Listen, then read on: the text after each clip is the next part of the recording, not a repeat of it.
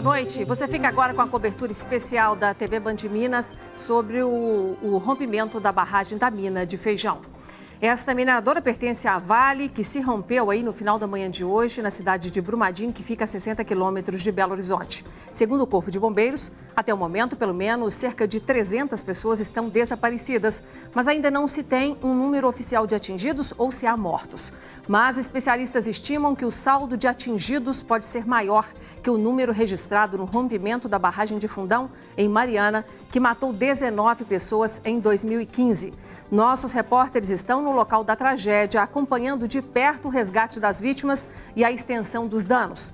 E daqui a pouquinho no estúdio, especialistas vão analisar as causas e as consequências desse desastre de danos incalculáveis. Continue com a gente.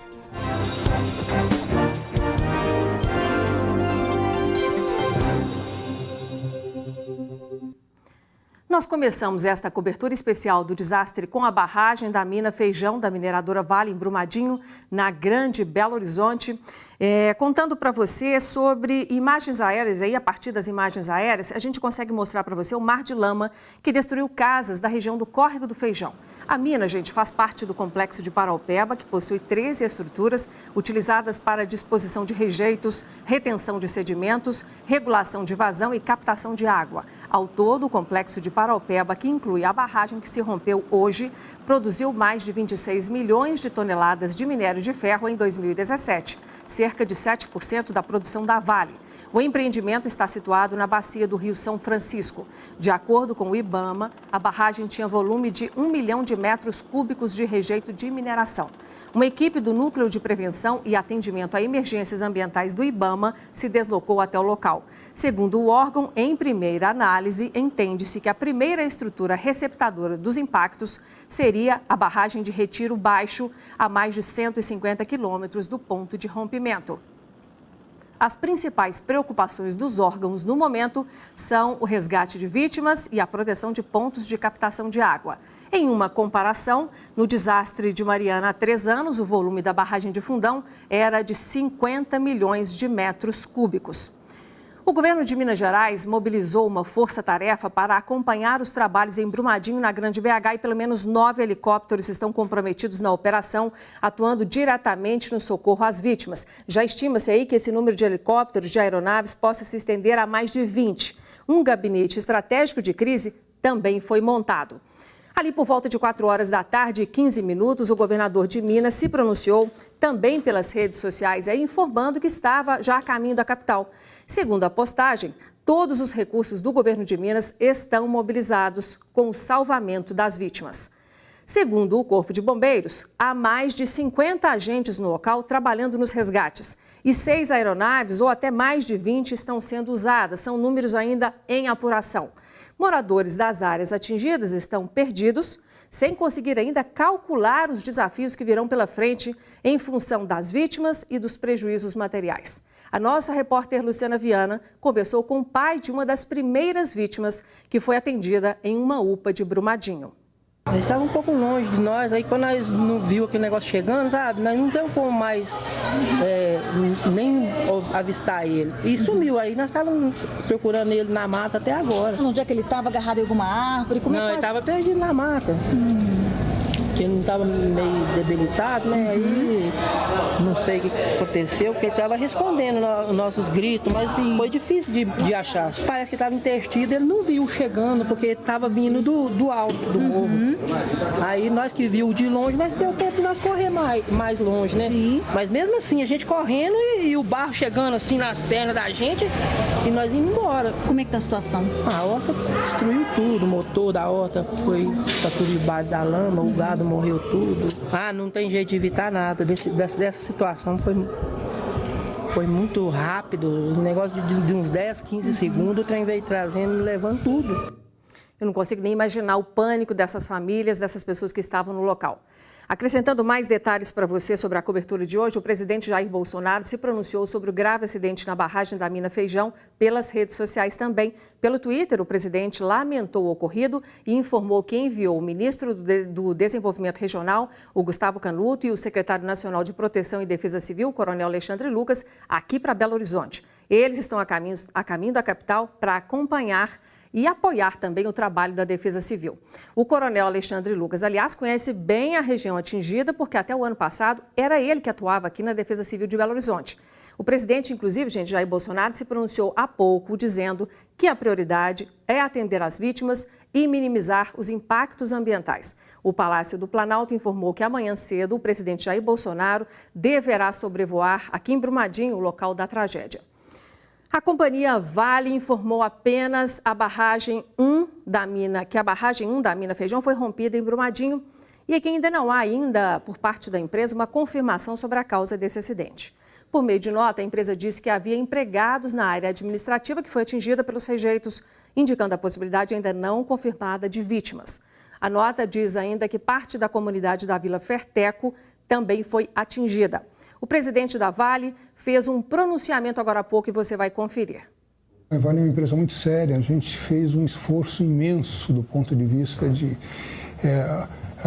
deixar as nossas barragens na melhor condição possível imaginável. Usamos toda a tecnologia, especialmente depois de Mariana. É uma lista infindável de ações que foram tomadas do ponto de vista de garantir a estabilidade e a segurança dessas barragens.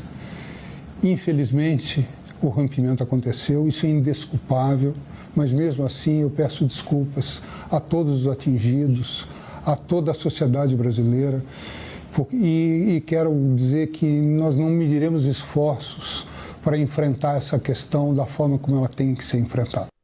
Você ouviu aí o depoimento do presidente da Vale, Fábio Schwartzman.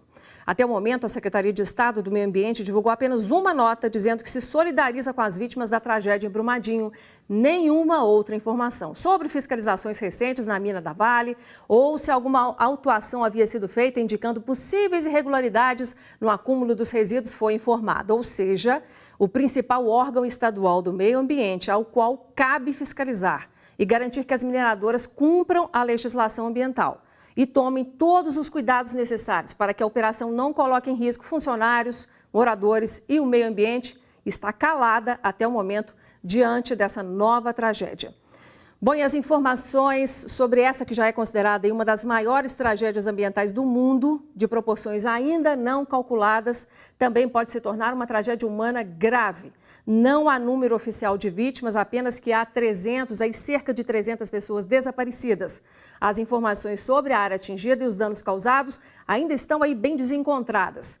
O nosso repórter Marcelo Silveira chegou rapidamente ao local após o derramamento da lama e nos mostra imagens de um dos pontos onde, segundo moradores informaram ao nosso repórter, havia uma pousada que estava cheia de hóspedes neste fim de temporada de férias. Pois é, a nossa equipe conseguiu chegar aqui num dos locais por onde a lama passou e olha só o estrago que foi feito aqui nessa região. Essa aqui seria uma das comunidades atingidas. Logo ali à frente, de acordo com moradores, funcionava uma pousada da instância e essa pousada, segundo esses moradores, estaria lotada no dia de hoje, um final de semana, um início de final de semana, e essa pousada estaria bastante lotada, ela fica bem na curva aqui de onde a gente está. Nós estamos no alto de um pontilhão. Esse pontilhão ele é usado pela Vale, inclusive, para o escoamento do minério de ferro. Esse pontilhão também, você pode ver logo ali na frente, esse pontilhão também foi levado, parte dele, próximo ali onde está um fotógrafo, olha só. Esse pontilhão também, parte dele foi levado junto com a correnteza de lama. Se a gente chegar um pouco mais aqui na frente, a gente consegue ver, inclusive, o estrago que foi feito aqui nesse trecho, e os moradores continuam tentando achar parentes, procurando por vítimas, familiares e amigos que moravam por aqui. Logo aqui, bem próximo de onde a gente está, havia uma comunidade, uma fazenda com algumas casas, alguns moradores. Alguns conseguiram fugir, mas outros, infelizmente, foram levados pela lama, estão sendo procurados pelos amigos e pelos familiares. O Hospital João 23, aqui em BH, começou a receber as vítimas atingidas pela lama às 3 horas da tarde, acionando para isso o plano de atendimento para vítimas de catástrofes. Chegaram lá 2 mulheres que foram levadas por helicóptero pelo Corpo de Bombeiros. As vítimas estão estáveis, conscientes e passam por avaliação. Os outros atendimentos que o hospital presta estão sendo deslocados para outras unidades de saúde. E, ó, gente, mais 3 hospitais acionaram aí o plano de atendimento de vítimas de tragédias. Em Belo Horizonte são o Hospital Odilon Berens, que fica na região da Lagoinha, e o Risoleta Neves, localizado ali na região de Venda Nova. Na Grande BH temos aí o Hospital Regional de Betim, que também está dando prioridade ao atendimento às vítimas da tragédia com a lama na mina Feijão. Com isso, os casos não prioritários estão sendo direcionados para outros hospitais. E ainda acrescentando sobre essa área da saúde, gente, 50 socorristas da Cruz Vermelha brasileira estão participando das buscas por vítimas lá em Brumadinho. As equipes estão capacitadas para chegar em áreas de difícil acesso com equipamentos preparados. Esses voluntários atuaram, inclusive, nos salvamentos às vítimas da tragédia com a barragem de Fundão, em Mariana. E dando andamento à nossa cobertura aqui, gente, a tragédia com a mina Feijão em Brumadinho, será que ela poderia ter sido evitada?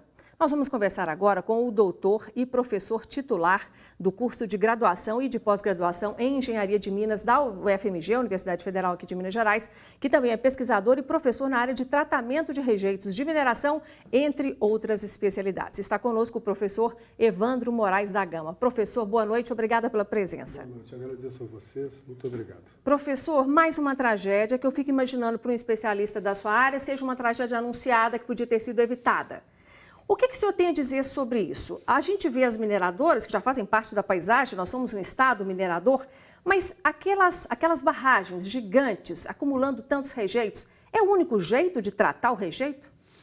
Olha, primeiro eu quero lamentar esse fato, porque é uma repetição de algo que a gente tem estudado na UFMG desde 97, e o acúmulo dos rejeitos na barragem, com o empobrecimento do minério de ferro, passou do limite, né? E o que a gente coloca como rejeito é um nome bastante grande, digamos assim, mas o que a barragem guarda é argilomineral, que são minerais componentes praticamente de alumina, o ferro e a areia. E nós temos tecnologia na universidade, inclusive tecnologias patenteadas e know-how registrado, que nós tratamos esse rejeito e nós vamos transformar esse rejeito numa pozolana, que é um cimento, né? O cimento, por exemplo, CP4S, que todo mundo compra, é um cimento pozolânico. Ele leva um componente de pozolana. Então, essas barragens, tratado, gera pozolana. Quer dizer, o que o senhor está dizendo é que aquele rejeito que está lá, que aparentemente não tem utilidade, podia ser usado. Claro, poderia ser usado, é um coproduto, né? Nós temos areia que pode para construção civil e pode para várias outras utilizações. Quando eu misturo cimento pozolânico e areia, eu tenho concreto. Quer dizer, se a gente fizesse o uso dos rejeitos, a gente evitaria esse acúmulo. Sim, sim. E evitaria tragédias. Evitaria tragédia. A China já faz isso com um crescimento gradativo já tem alguns anos. A universidade fez um estudo junto com o Departamento Nacional da Produção Mineral, que é um livro que a universidade está lançando agora no mês de março, onde a gente mostra como fazer isto e qual a forma de se tratar esse rejeito. E por que a gente não faz, professor? Se a informação está disponível, as pesquisas já foram feitas, patentes registradas, por quê? É uma boa pergunta. Eu acho que falta, infelizmente, uma articulação talvez mais da própria população. E quando nós fizemos o fórum agora de rejeitos e estéreis tratamento agora no mês de dezembro, junto com a Secretaria Estadual do Meio Ambiente, foi colocado que é necessário que a indústria da construção civil converse com a mineração e que converse com as indústrias cimenteiras, que converse com o pessoal que faz a malha rodoviária, porque as estradas nossas levariam grande parte desse rejeito para os seus leitos. Quer dizer, e que a legislação pudesse atuar, primeiro se modernizar e com fiscalização e novas leis cobrar que isso seja feito. Mas acredite você, a Lei Nacional de Resíduos Sólidos, ela já poderia exigir que, quando se tem uma concorrência, utilizasse aquele material que está ali. Já tem projeto de lei na Assembleia Legislativa de Minas Gerais, de 2018, que está parado, retirando o imposto disso aí, sendo gradativo. Nós fizemos um trabalho... Professor, está quase pronto, entendi. sabe? O nosso tempo, infelizmente, agora acabou. Se houver chance ainda nessa edição, eu volto a falar com o senhor, pode ser? Tá, muito obrigado. Muito obrigado ao senhor pela disponibilidade e o compartilhamento das informações. Muito agradecido. E tomara que a gente mude esse cenário. Eu espero também. Obrigada. Bom, gente, no próximo bloco, mais informações sobre o rompimento da barragem Feijão em Brumadinho. E segundo o IBAMA, havia pelo menos 1 milhão de metros cúbicos de rejeitos no local.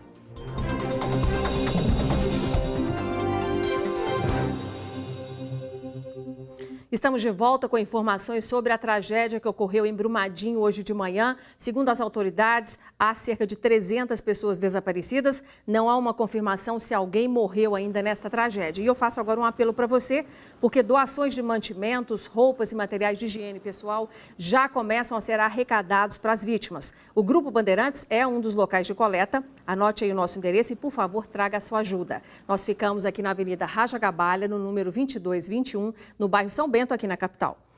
A Fundação Hemominas também está em estado de alerta. O órgão emitiu um comunicado informando que doadores de sangue do tipo O negativo serão atendidos com prioridade nos hemocentros e unidades de coleta de Belo Horizonte, porque é o sangue que todas as vítimas podem receber de imediato em caso de necessidade. E tem um chamamento também para doadores de todos os tipos sanguíneos para que compareçam às unidades para doar de forma emergencial.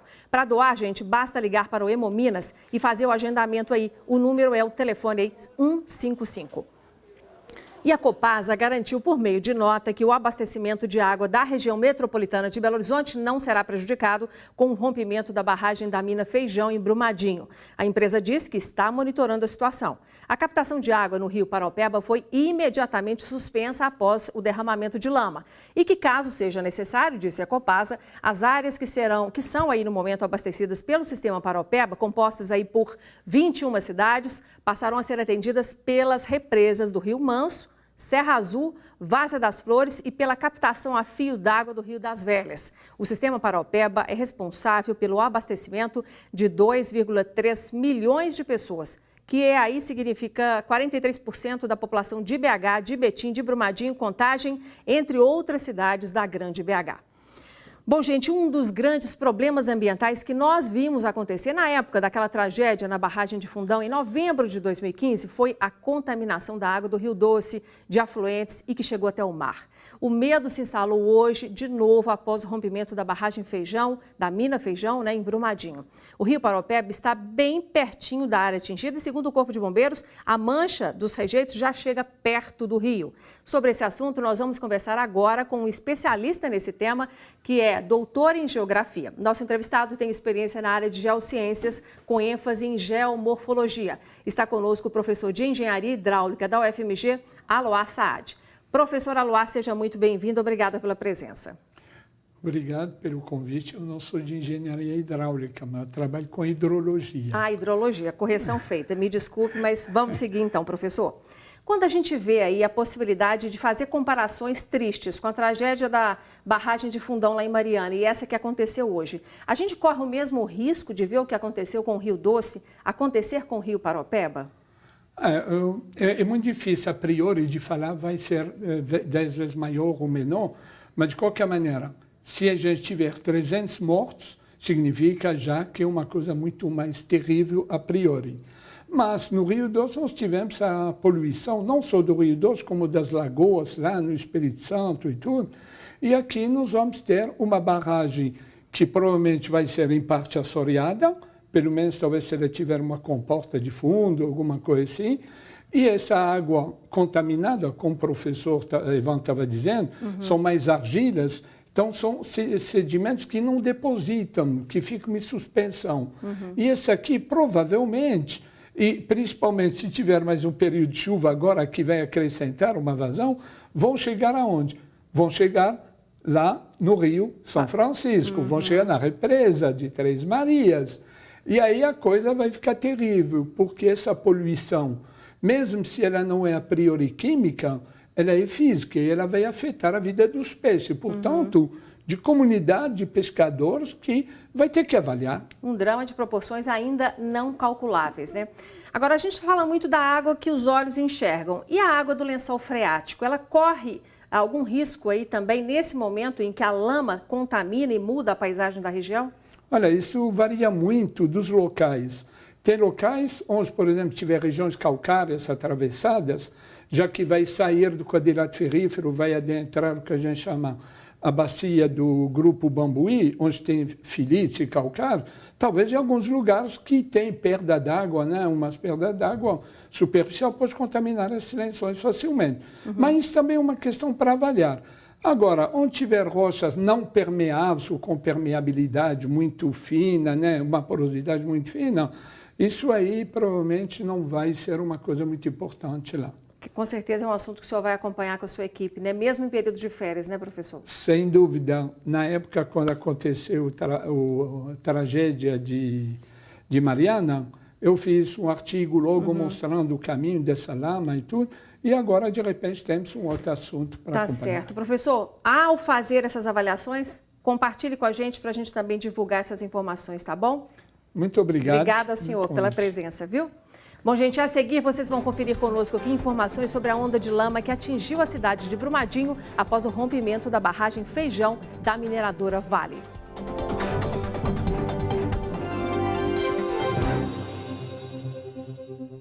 Nós estamos de volta com mais informações sobre a tragédia em Brumadinho, que fica aqui a 60 quilômetros de Belo Horizonte, onde hoje, no final da manhã, a barragem de rejeitos da mina Feijão, que é da mineradora Vale, se rompeu, provocando aí um novo mar de lama que atingiu aí, pelo menos até o momento, o Corpo de Bombeiros fala aí em cerca de 300 pessoas desaparecidas, sem uma morte confirmada e sem dados mais concretos para te passar. A gente vai te atualizar ao longo da programação. O nosso repórter Marcelo Silveira conversou com familiares que estão neste momento desesperados.